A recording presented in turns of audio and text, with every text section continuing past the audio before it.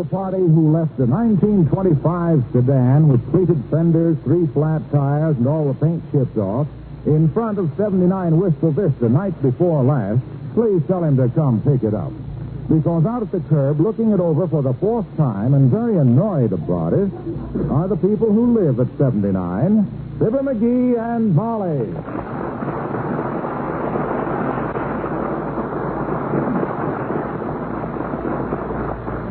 Look at this broken-down jalopy still sitting here, Molly. Somebody's got a lot of crust leaving this rusty hunk of busted junk in front of our house. You know, I wouldn't even have known it was an automobile if it didn't have that foxtail on the radio aerial. That ain't even the aerial. That's part of the bumper sticking up. What a heap. Every time I kick this crate, something falls off of it.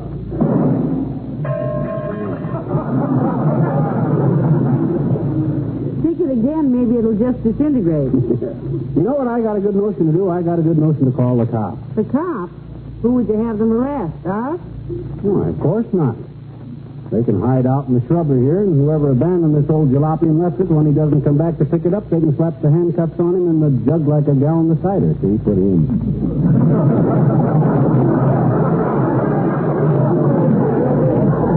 You see? No, I didn't quite get that.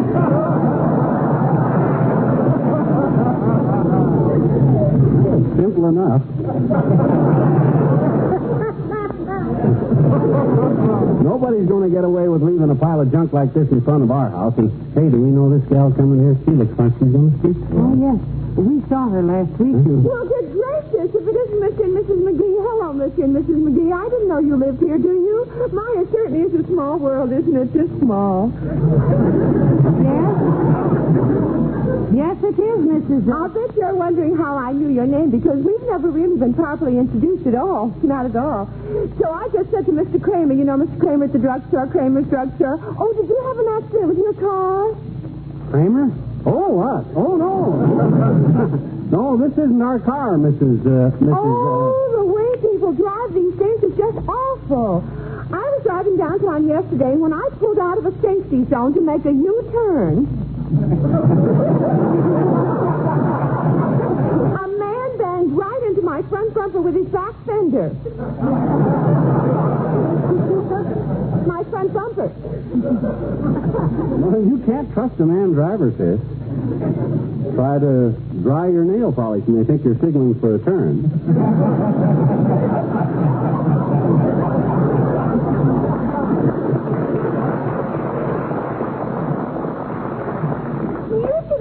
Scream about one little old fender torn off. But I showed him I just drove on. Not my car anyhow, it's my sister Thelma's. And I don't even have a driver's license, so it's not my problem, his fender. Well, I hope Thelma wasn't angry about her bumpers. Thelma? My sister Thelma? Do you know Thelma? Oh, no, we don't know her. We just heard you. I must go tell Thelma I saw you. Oh, it's so nice running into old friends this way, and I do wish you'd call me up sometime, Mr. McGee. I'm in the phone book, you know. The book. Goodbye. Goodbye, Thelma's sister.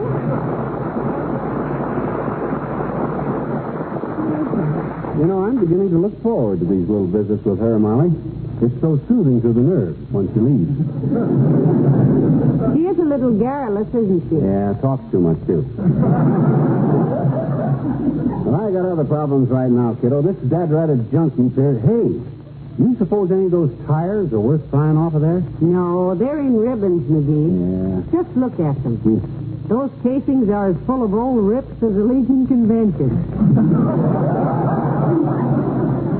Doggone it, there must be a law against leaving. Oh, look who's here. Hi, old-timer. Hello, Mr. Old-Timer. Hello there, kids. Hello, daughter. Hello. Hey, where'd you get the hot rod, Johnny?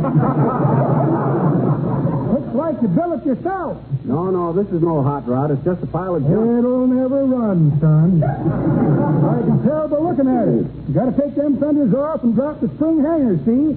Then you tack a pair of foam jets on the back end, hook up twin pots to the intake, and scoop up the deal. Hey. Cut it out. This is just a pile of junk. Hey, where'd you get all that hot rod talk? You been running with that high school crowd? Oh, I still drive a drag now and then, Johnny. Used to drive in all the big races when I was younger. That's so. Had my own crew to take care of my car. One time I had me the greatest grease monkey in the business. Well, what could be so great about a job like that? He was the only grease monkey in town, Johnny, with a tail 2 feet long.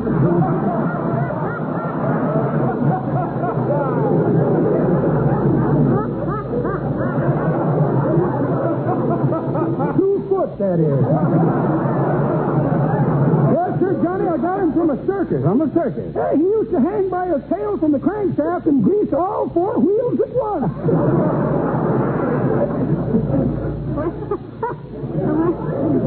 He should have been cheap help, all right. He probably worked for peanuts. That's pretty good, daughter. But I'll ignore it.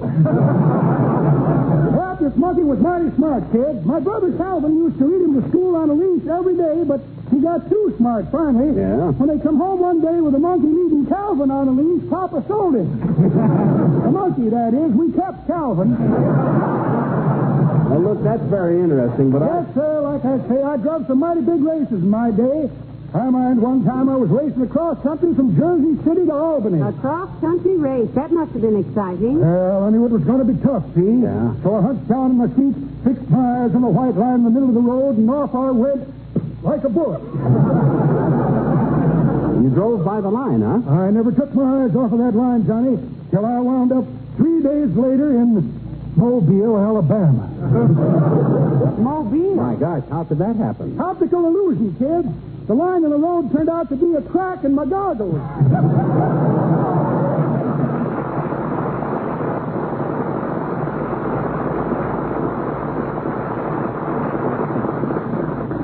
You know, I've had about enough of seeing that rusty old jalopy sitting out there in front, kiddo. I'm going to call the cops. Aren't you being a little inconsistent, dearie? How so inconsistent? Well, you're the one who's always making insulting remarks about our police force. Yeah, but gee whiz, Molly.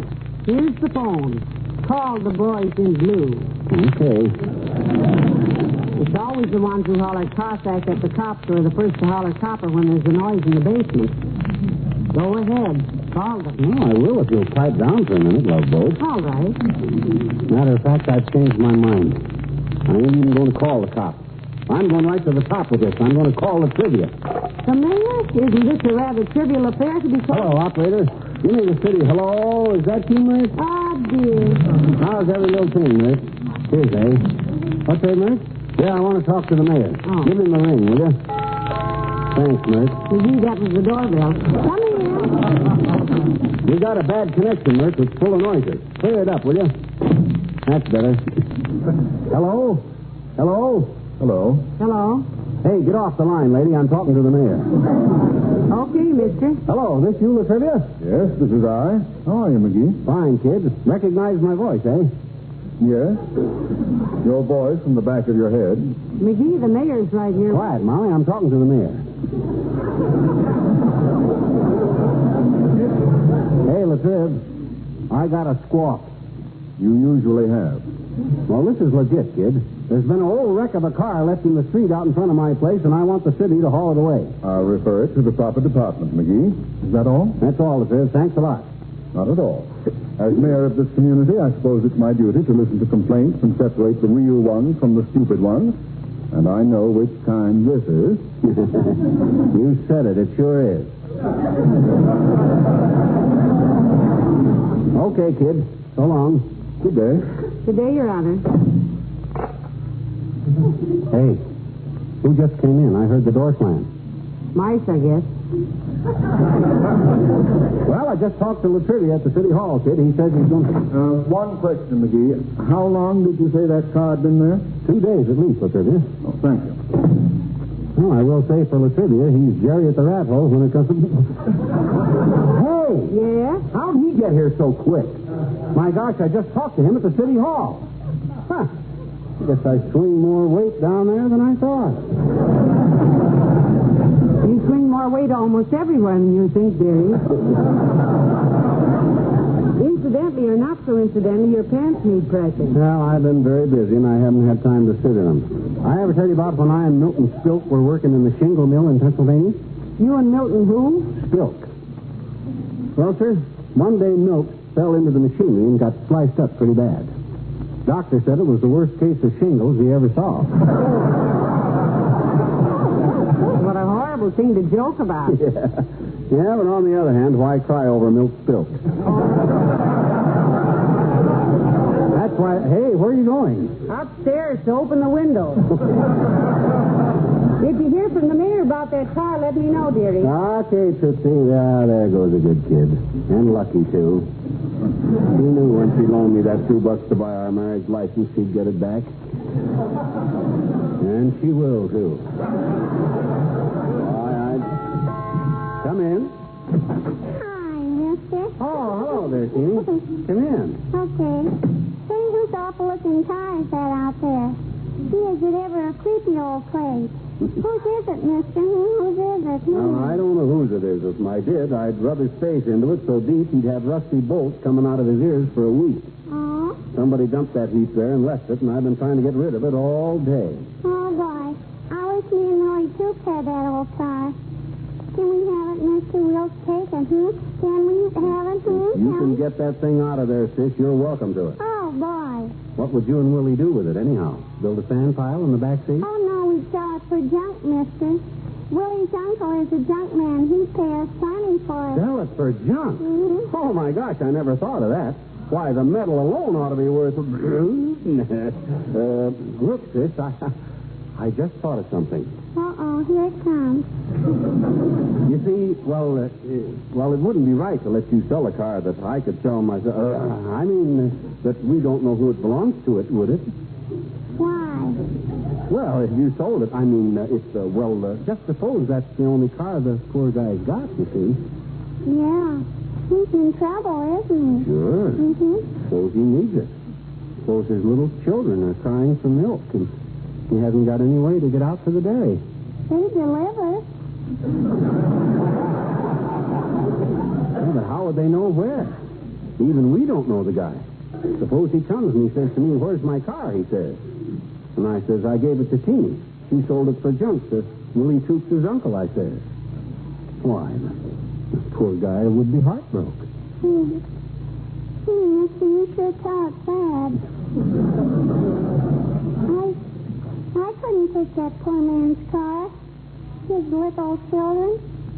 No milk. Good. Now you run along and... I'll see till he comes after it, mister. I got a nickel. I'll give it to him for milk for his children. No. That's very sweet of you, Teeny, but, well, you don't have to stick around. I can wait. I'll wait all day. I'll give him my nickel. Look, sis, that's a very sweet thought, but, well, I got a phone call to make. Here, why don't you take this buck and go down to Kramer's drugstore and plug yourself some sodas? Well, since you put it that way, okay. Yeah. Thank you, Mr. McGee. And here, this is for you. You'll need this. Me? What is it? A business card. Huh? Willie took his uncle, a junk man. Oh. He'll come right over when you call him as soon as I get out of the house. And me and Willie get a cut on all the business we throw him. So long, mister. Why, that little... McGee, you've been staring out the front window for 20 minutes. Has someone come for the old jalopy, I hope? Not yet, but somebody's gonna. Good. Who is it? A junk man, kiddo. Bright idea of mine that's not only going to unclutter our curb, but also pay us enough cash dough to take us to dinner and a movie and maybe buy you a new Easter bonnet. McGee, how wonderful. Yeah. You think of the most amazing things, eventually. Well, I guess I just happen to have a talent for sharp thinking, kiddo.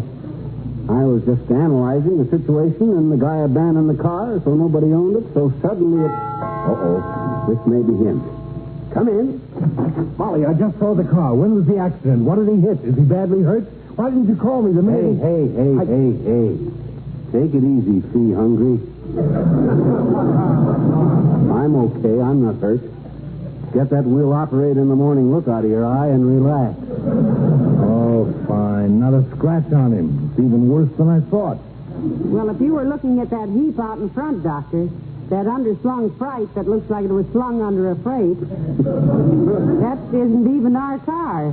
Somebody abandoned it there. Well, I'm a little relieved, kids. When I saw that thing out front, I thought, well, this is it.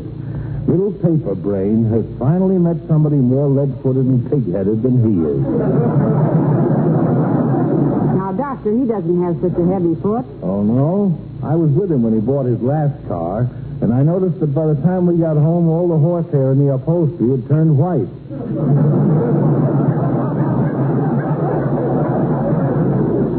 Look who's talking about other people's driving. Who was it that cut that corner too sharp at 14th and Oak, and the door handle chopped 3 brass buttons off the front end of a policeman? Yeah, who was it? Hey, come to think of it, that was me, wasn't it? Yes, it was. In fact, I was telling Miss Tremaine last night. Oh, Fifi Tremaine. How is your romance coming, Doctor? Yeah, how's the race between you and Latrivia coming along, Doc? You both still neck and neck with Fifi? Or won't she sit on the porch swing these cold nights?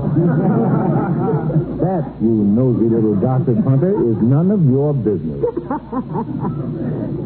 I have been meaning to ask you, though, Molly, if you know anything that's good for removing lipstick. Stop bragging. Lipstick? Well, frankly, Doctor, and this goes clear back to our courtship days, the best lipstick remover I've ever known is McGee.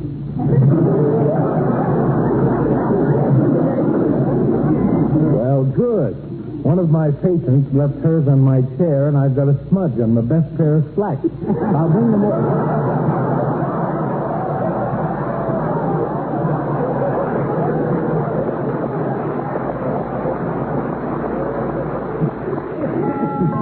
Oh, that's for me, kiddo. I'm expecting a guy. I'll be right back, Doctor. Oh, I'll miss you, yes. No kidding, Molly. When I saw that twisted-up pile of antique metal out there, I was really worried. I thought McGee had gone to sleep at the wheel and driven under the first 6 elephants of a parade. No, Doctor, we don't even know who left it here, more's the pity. If I did, I'd give him a piece of my mind that would... Well, that's that, kiddo. I got rid of that jalopy. The guy paid me $27.50 for it. $27.50. Yeah. I asked for 35 and he offered me 30, so as long as we were only $5 apart on the deal, we split the difference at $27.50.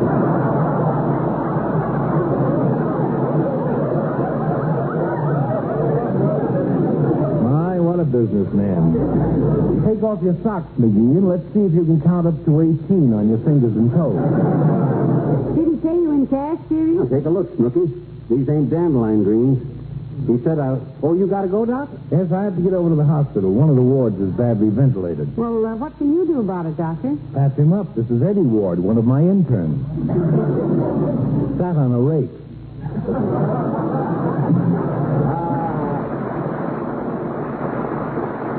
Good old Doc. Really a warm-hearted old character, you notice? You notice how sympathetic he got when he thought there was a chance to do a little embroidery on my rose petal skin? I think he was genuinely perturbed when he saw that old wreck out there, though, dearie. What'd the junk man say when Here, or did I drive? You drove, Doctor. I saw your car pull up. Well, it's gone now. Let me use your phone to report this to the police. Oh, my God. Hey, Fatso. Yeah? I told that junk man to take the car to the left of the driveway. I meant to the left as you face the street. He must have taken the wrong cut. Oh, my God. Wait a minute, you little bandit. You mean you sold my car to that junk man? Well, chase him. Get him back. Get him over. Hurry, McGee, before they break it up for junk. I can't. I don't know where his junkyard is. What's his name, stupid? Pete, hurry up. I can't. I don't know his name. I gave his business card back to him because he said it was the only one he had. Mr. Travel, where'd you get his card, McGee? From the little girl across the... Hey, wait a minute. Hey, Teeny. Hey, Sis. Come here a minute. Look, Sis, get this. It's important. What's the name of Willie Toots' uncle? The junk man you told me about. What's his name? Why, mister? Because he took my car by mistake, little girl, and if I don't get it back, it'll cost Mr. McGee $1,000. Oh, boy. Hey, Willie, come here a minute. There's a deal cooking. Well, Mr. McGee, let's talk business. Thank goodness Dr. Gamble got his car back before they did anything to it, dear. Yeah, and just in time, too. You know, the junk man was a patient of Doc's, and his wife was expecting a baby any minute. Oh, really? Yeah, so when they located Doc's car, the junk man jumped in it and delivered Doc right to the hospital himself. switch was quite a switch. How do you mean a switch? Well, gee whiz, kiddo. Who ever heard of a patient delivering the doctor? Good night. Good night.